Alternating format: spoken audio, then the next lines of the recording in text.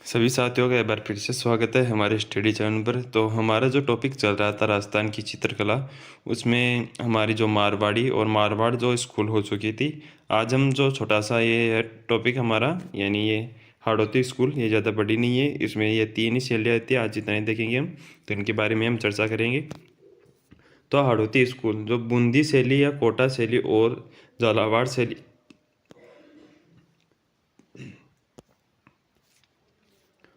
ये 3 आपकी हाड़ौती स्कूल के अंदर आती है। फिर सबसे पहले हम देखते हैं बूंदी स्कूल के बारे में, तो इसके बारे में चर्चा करते हैं। बूंदी शैली का विकास आपका उद्भव आपके सूरजनहाड़ा, यानी सूरजनहाड़ा जी उनके शासन काल में हुआ। 1554 से आपके 87 में हुआ। राव रतन के पौत्र आपके सूत्रसाल जो 1631 से आपके 58 ने अपने राज्य में अनेक कलाकारों को आश्रय दिया, यानी जो राव रतन था उसने अपने कलाकारों को आश्रय दिया। फिर आगे बात करते हैं हम। 70 साल या 76 साल के काल में इस शैली के विकास विशेष रूप से हुआ है। विकास यानी आपके 70 साल या 76 साल दोनों एक ही है, तो विकास आपका अधिक हुआ है और ये क्वेश्चन पूछा जा सकता है, इंपॉर्टेंट है। 70 साल द्वारा प्रसिद्ध आपके जो रंग महल बनवाया गया जो सुंदर भित्ति चित्रों के लिए प्रसिद्ध है।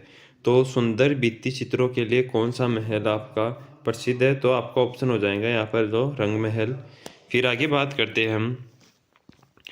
भाव सिंह आपके उनके पुत्र अनिरुद्ध सिंह थे। उन्होंने मुगल शासन के दक्षिण में युद्धों में भी आपका भाग लिया था, यानी आपके भाव सिंह तथा उनके पुत्र अनिरुद्ध जो सिंह थे, उन्होंने मुगल का साथ दिया था। दक्षिणी मुगल थे, उन्हें युद्धों में भाग दिया था और बूंदी शैली के दक्षिणी शैली का प्रभाव पड़ा और वहाँ से उन्होंने ये बूंदी शैली जो मुगलों जो दक्षिणी मुगल शैली था उसका प्रभाव पड़ा।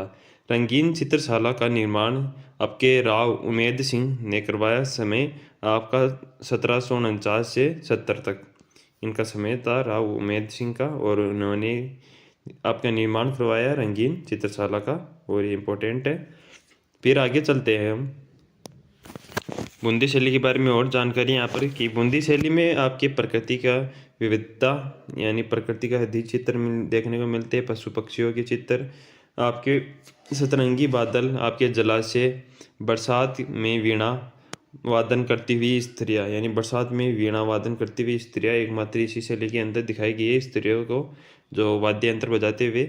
और वृक्षों पर आपके कूदते हुए बंदर और झरना चहचहाते हुए पक्षी, इसमें एकमात्र पूरे रूप से सम्मिलित करके मान लो तो आपका प्रकृति का अच्छे रूप से आपका वर्णन किया है, और ये आपके लिए सभी इम्पोर्टेंट है। इसमें प्रधान रंग कौन से, तो प्रकृति का रंग कौन सा होता है, तो सुबह तो सूर्य की किरणें आती है वो नारंगी यानी लालिमा युक्त होती है, और नारंगी किरणें, और इसलिए नारंगी रंग। और हरे रंग जो आपके वनस्पति का हरा रंग होता ही है, तो वह इसके इम्पोर्टेंट कलर है, और ये पूछे भी जा चुके हैं और आपके लिए भी इम्पोर्टेंट है।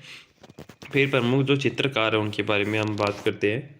आपके जो सुरजन, अहमद अली, श्यामलाल, श्री कृष्ण, रामलाल, साधुराम, ये इनके जो प्रमुख चित्रकार है।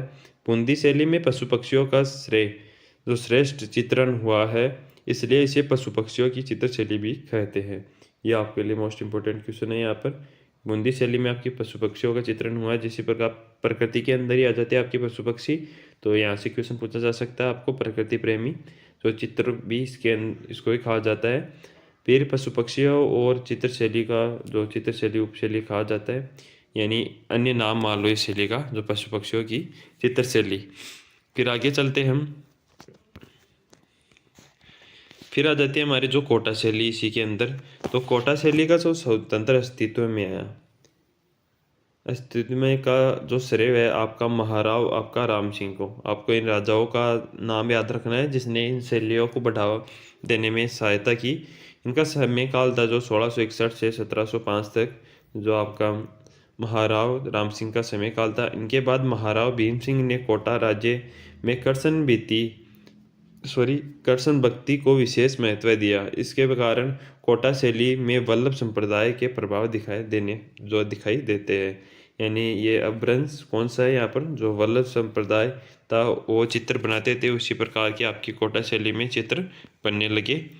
कोटा शैली में जो राजा और रानियाँ को शिकार करते हुए दिखाया गया है, ये क्वेश्चन पूछा जा सकता है। किस शैली में आपको राजा और रानियों को शिकार करते हुए दिखाया गया है, तो कोटा शैली में।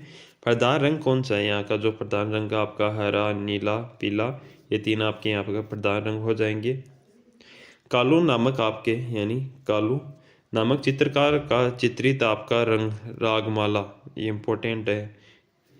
रागमाला किस शैली में है, तो आपका कोटा शैली के अंदर।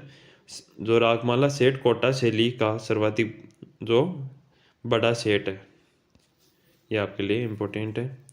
फिर आगे चलते हैं, हम प्रमुख चित्रकार देखते हैं यहाँ पर आपके। एक तो थे नूर मोहम्मद, गोविंदराम, आपके जो कालू, और रघुनाथ जो आपके यहाँ के प्रमुख चित्रकार थे। फिर आगे देखते हैं हम जाला हवेली। कोटा शैली में आपके जाला हवेली में नायिकाओं को स्नान करते हुए दिखाया गया है। ये नायिका यानी स्नान करते हुए भित्ति चित्र बनाए गए आपके जाला हवेली के अंदर। कोटा शैली में सर्वाधिक आपके जो चित्रों का निर्माण हुआ है महाराव उमेद सिंह प्रथम के समय हुआ है। कौन, महाराव उमेद सिंह प्रथम के समय हुआ है।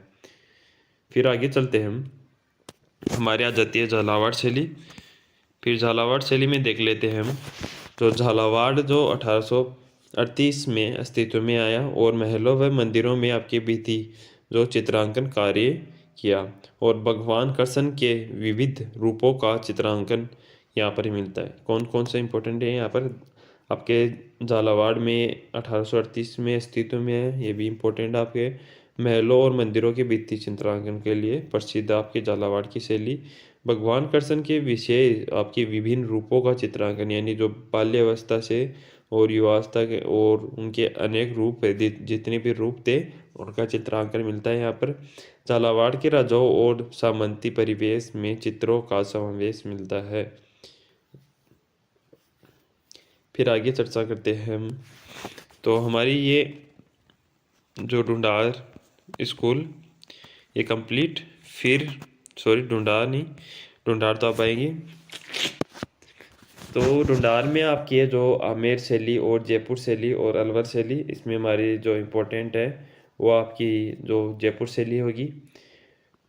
हम आमेर शैली के बारे में देख लेते हैं, फिर कल जयपुर शैली और आगे बात करेंगे।